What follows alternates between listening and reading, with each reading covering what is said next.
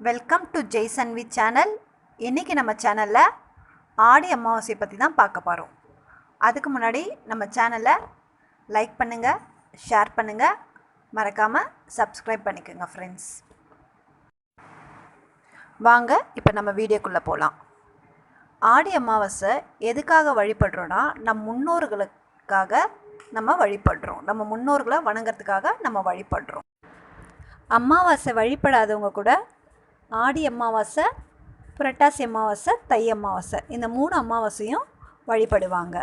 இந்த 3 அமாவாசையில் முதல்ல வர்றது நமக்கு ஆடி அமாவாசை. இந்த அமாவாசையில் நம்ம முன்னோர்களுக்கு நம்ம தர்ப்பணம் கொடுக்கறது ரொம்ப முக்கியம். இந்த தர்ப்பணம் ஆண்கள் தான் கொடுக்கணும், பெண்கள் கொடுக்கக்கூடாது. ஆண்கள் சிவன் ஆலயம் இல்லைன்னா பெருமாள் ஆலயம், இந்த 2 ஆலயத்தில் ஏதாவது ஒரு ஆலயத்தில் போய் ஆண்கள் இந்த தர்ப்பணத்தை கொடுக்கலாம். பெண்கள் இந்த தர்ப்பணத்தை கொடுக்கக்கூடாது. ஆண்கள் என்ன பண்ணணும், காலையில் விரதம் இருந்துட்டு மதிய வேளையில் ஏதாவது ஒரு சிவன் ஆலயம் இல்லைன்னா பெருமாள் ஆலயம், இந்த 2 ஆலயத்தில் ஏதாவது ஒரு ஆலயத்தில் போய் ஆண்கள் தர்ப்பணம் கொடுக்கலாம். சுமங்கலி பெண்கள் இந்த தர்ப்பணத்தை கொடுக்கக்கூடாது. கணவன் இல்லாத பெண்கள் கணவனுக்காக இந்த தர்ப்பணத்தை கொடுக்கலாம்.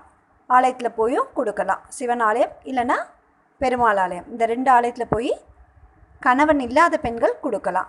சுமங்கலி பெண்கள் கண்டிப்பாக இந்த தர்ப்பணத்தை கொடுக்கவே கூடாது. கடல், ஆறு இது போல் நீர்நிலைகளை போயிட்டு ஆண்கள் இந்த தர்ப்பணத்தை கொடுக்கலாம்.